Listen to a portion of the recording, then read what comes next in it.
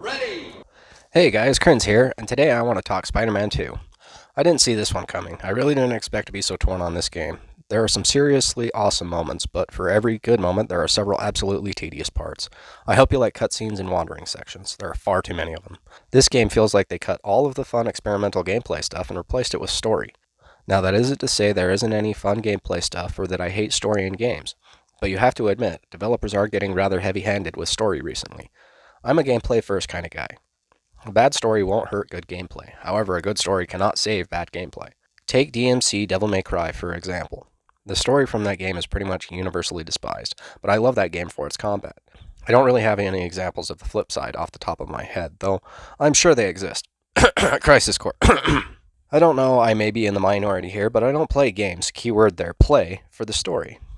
Don't get me wrong, a good story is always welcome. In fact, it is encouraged. But don't sacrifice gameplay for story, unless you are making a walking sim or dating sim or something like that. If you're making an action game, you should probably limit the number of times you drag the player through wandering sections that only end when the player talks to the right person. It's all mindless filler.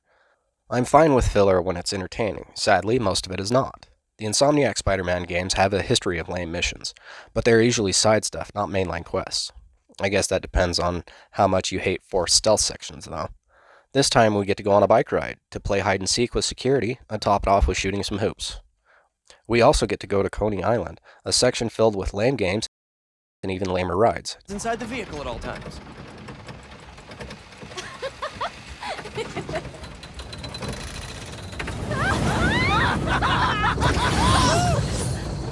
Don't worry, all those missions that bored you in the first two games are back too. Spider-Man the Eco-Warrior is back with more research stations, now called EMF experiments. The EMF experiments have mind-blowing content such as riding a bike through Central Park, plant splicing,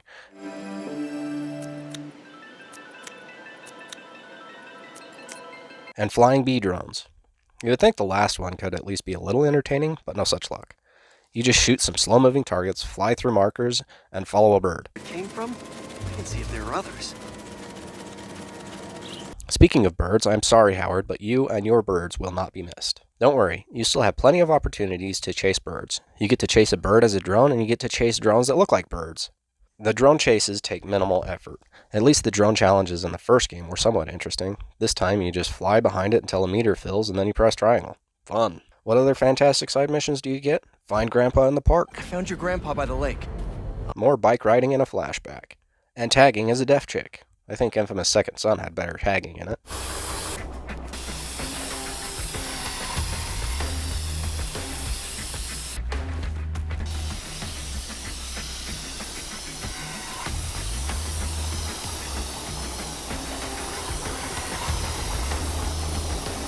And a plant and an aerosol can.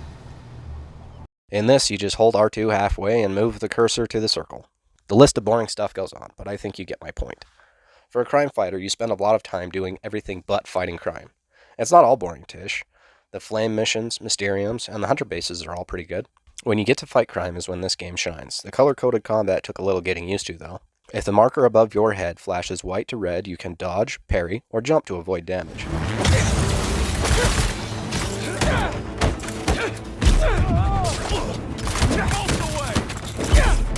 If it flashes yellow to red over the enemy's head, you can only parry or jump. And finally, if it's blue, you can only dodge. Bosses love to spam combos that are a mixture of the three, especially on Ultimate, so you better be on your toes.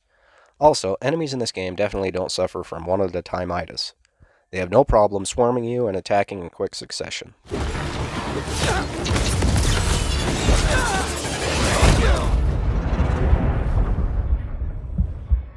That just makes it all the more satisfying when you take on a large group of enemies and manage to take them all down without a scratch. That's a little easier to do with Miles. The great electric spider. At least until you get the symbiote suit for Peter.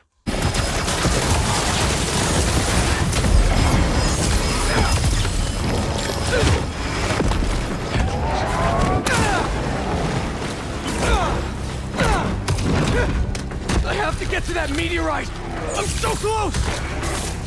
The auto-targeting is still kind of screwy. Occasionally, you look straight at an enemy you want to launch, then you will hold square, and you flip around and launch the enemy behind you instead because they're closer or something. Not really a big deal, but it is annoying. It's just too bad that your opportunity to kick wholesale ass is kind of limited, at least compared to the first game. I wish they had more creative combat challenges, like the ones in the City That Never Sleeps DLC. Don't get me wrong, I definitely do not want Screwball to return. She may be insufferable, but her challenges were pretty fun. OMG! Some government agent is going to love watching this through my screen! They may not have been anything groundbreaking, but at least they were more than just beat everyone in the time limit. Like the Mysteriums. They do offer some kind of entertaining combat challenges, like perform finishers, invisible enemies, or fighting in traffic. The Mysteriums, however, are mostly optional and exclusive to Miles. The Great Electric Spider. Do you know what Peter gets for exclusive combat challenges? Nothing. And they nixed the stealth challenges entirely. Which I think sucks. It may have made me want to tear my hair out, but I loved the bomb defusal challenge for Miles Morales. The Great Electric Spider. There are still hunter bases that you can stealth your way through if you so choose, or you can just charge in web shooters blazing. So you can go through the entire game and not do any stealth, with the exception of the Mary Jane sections, but she can just taser anyone that gets in her way. So that doesn't offer much of a challenge, which is fine by me. I prefer that to sneaking sections from the first game. At least this way the MJ sections end quicker. I don't think anyone was dying to play as MJ again. I certainly wasn't, but whatever. At any rate, I'm glad there are less RPG punks than the first game and less snipers than Miles Morales. The Great Electric Spider. It definitely makes the big combat encounters less aggravating. There are still plenty of ranged enemies to drive you nuts, but it's still better than dodging rockets and snipers every 2 seconds.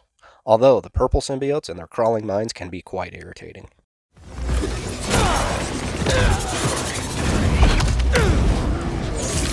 The use of gadgets during combat has been streamlined, making it much easier to use multiple gadgets with minimal effort. Granted, that doesn't mean as much when you only get 4 now. I wish they would have included more gadgets and just let you pick your favorite 4, kind of like you do with your special abilities. I miss my electric webs. Web gadgets only refill after you defeat an enemy, but it doesn't seem to be guaranteed. That is, unless you unlock the skill to refill a gadget when you perform a finisher. So if you aren't careful, you can easily end up in a fight with no gadgets. Which is only a problem if you're fighting bosses that call in minions to help them, like Venom or Kraven. The gadgets continue to be the best method of crowd control, so they are invaluable for the symbiote nests and hunter bases. They're also quite handy against bosses with the exception of Venom. Even then, they're still useful, just less so. Special abilities work similar to Miles Morales. Just hold L1 and press the button for the ability you want. Once you unlock enough abilities, you can swap out abilities whenever you choose, allowing you to pick your favorites. However, abilities are locked to a certain spot, thus limiting your customization quite a bit. I mean, why even allow the player to swap abilities if you're going to be that restrictive? But what do I know? To be completely honest, I didn't even feel the need to change from the assigned abilities until my 3rd playthrough. I didn't really find myself favoring one ability over others, unless you count bouncing off of enemies like they're a trampoline, or maybe the anti-venom powers, but that's only because the symbiotes take far too long to defeat without them. Also, it's not like you're getting a huge amount of abilities to choose from. Miles The Great Electric Spider. gets 2 for each slot, and Peter gets 3 for 2 slots and 2 for the other 2. They obviously spend a great deal of effort making the game bigger and more detailed. After big events, you can go back and see the aftermath. After you beat Sandman, the city is still covered in sand, but as you progress through the story, the city gets cleaned up. After the hunters capture Scorpion and Mr. Negative, the boat they were on stays in the river for a while after. You can even see the aftermath of your fight with Venom at the high school and the EMF building. This game is beautiful and highly detailed, except for when it isn't. Guess they couldn't be bothered to address the issue with the corner rooms on buildings you can see into. I can't believe the number of times I rescued the same NPC.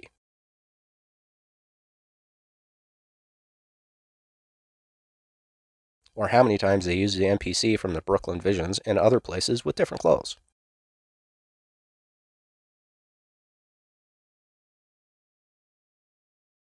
That, but it's also quite glitchy. There are little things like capes freaking out in cutscenes, effects of enemy attacks lasting longer than they should,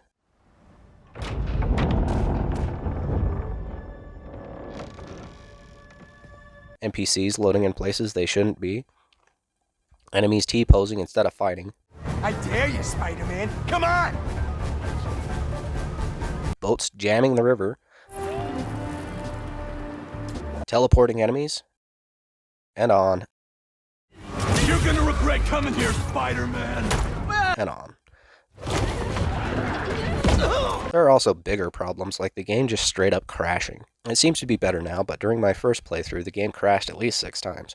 During the fight with Mr. Negative, I had the game restart from the checkpoint several times, even though I didn't die. It just restarted.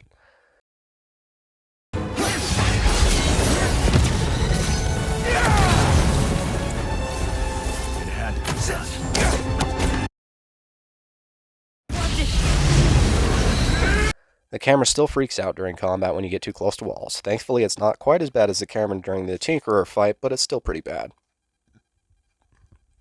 These games have always been kind of glitchy. I mean, they still haven't fixed Fisk's dialogue from the PlayStation 4 version of Miles Morales.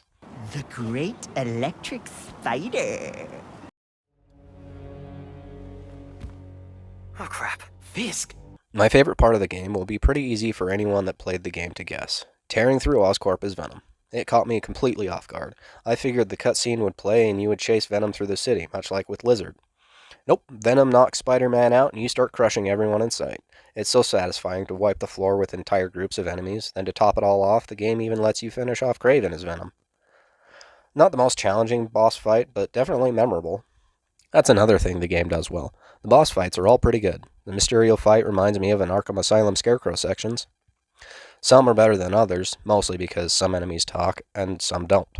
I mean, listening to Wraith over and over again on my ultimate playthrough made me want to web her mouth shut. You're just a man in a costume! No, I'm not just a man in a costume. I am literally a super-powered being wearing an alien. You, however, are just a human version 1.0 in a costume. Or did you intend that as a sexist remark? Either way, shut up, Yuri.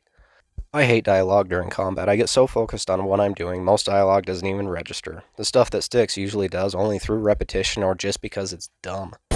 Stop being selfish!